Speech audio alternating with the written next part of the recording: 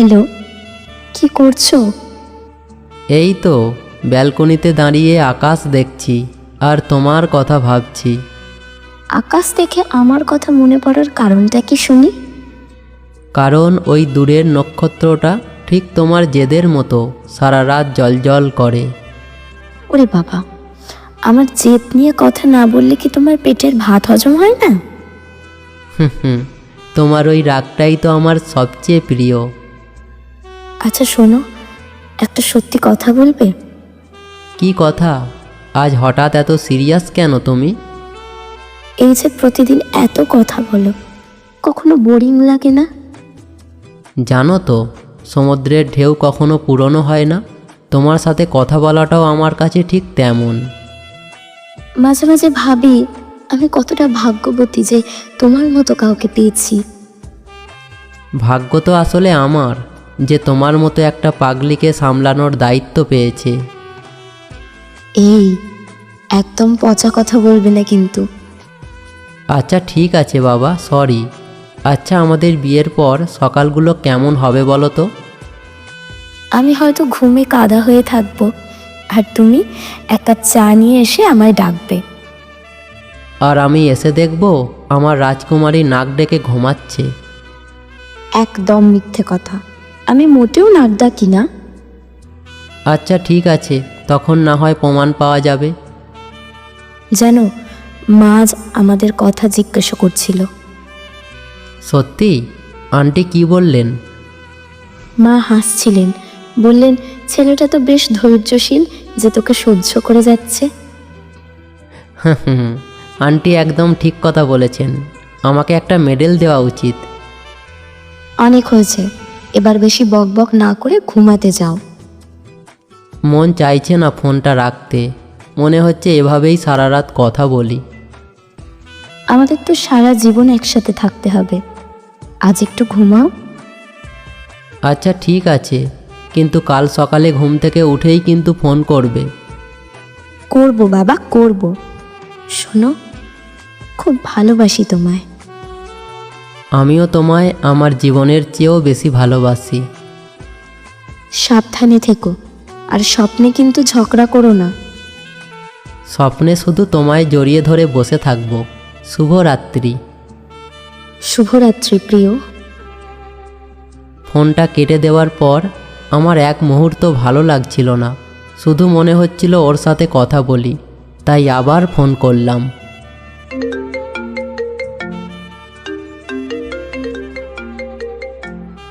কি ব্যাপার, এত রাতে আবার ফোন দিলে যে? এই তো 10 মিনিট আগে কথা শেষ হলো। জানি তো, কিন্তু ফোনটা রাখার পর থেকেই বুকটা কেমন জানি খালি খালি লাগছিল। মনে হচ্ছিল আরও কিছু কথা বাকি থেকে গেছে। পাগল নাকি? সব কথা কি একদিনেই শেষ করতে হবে? আমাদের তো পুরো জীবন বাকি।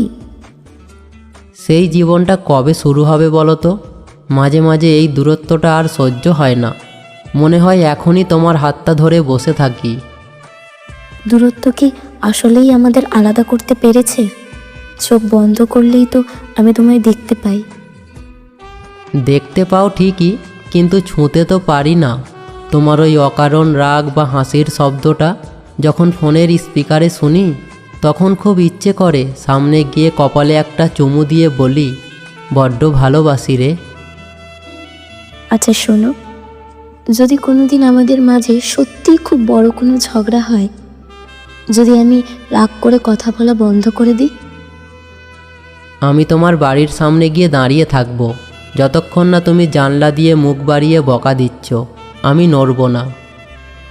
একদম সিনেমাটিক কথা বলবে না। বাস্তবে কি অতটা ধৈর্য তোমার থাকবে? ধৈর্য তো তুমিই শিখিয়েছিলে।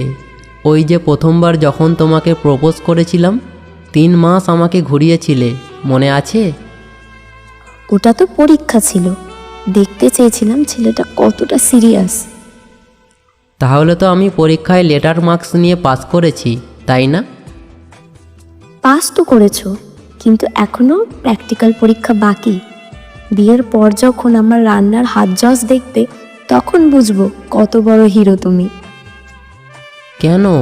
তুমি কি রান্নায় বিষ মিশিয়ে দেবে নাকি? বিষ দেবো না, তবে লবণের বদলে চিনি দিলে খেয়ে নিতে হবে, কিন্তু কোনো অভিযোগ করা চলবে না।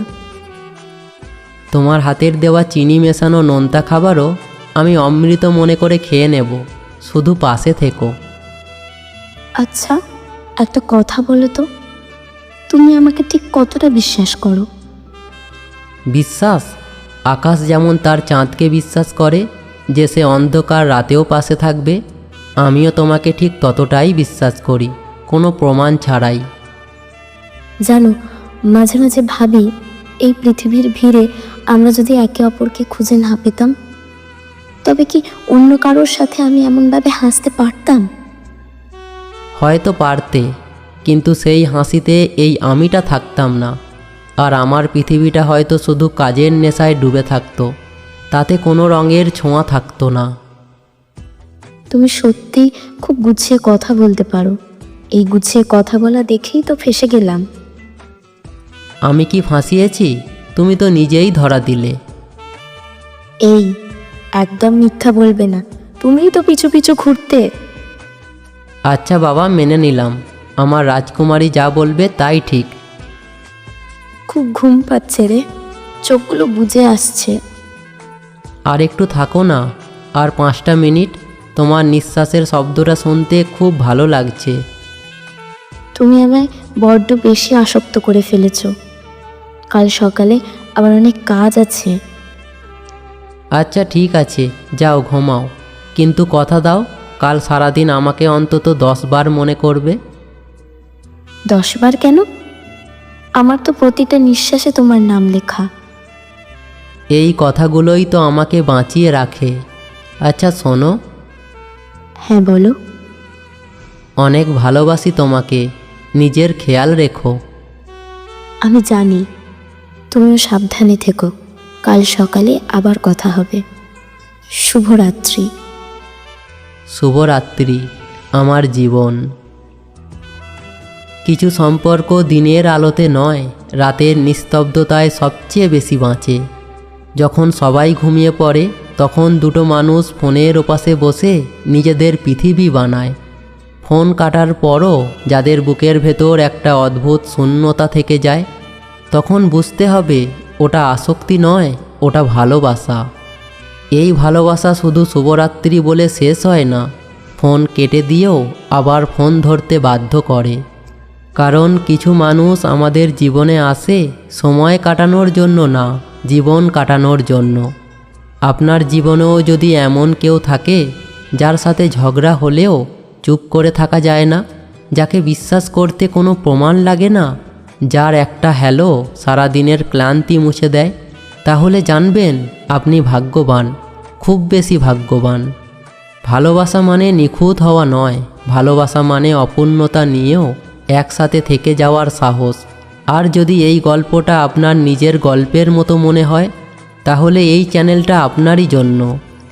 এমন বাস্তব, নীরব আর গভীর ভালোবাসার গল্প পেতে এখনই সাবস্ক্রাইব করুন। ভিডিওটা শেয়ার করুন সেই মানুষটার সাথে যার ফোন কেটে দিলেও মন কেটে যায় না। ভালোবাসা থাকুক, কথা চলুক, দেখা হবে পরের গল্পে। ধন্যবাদ।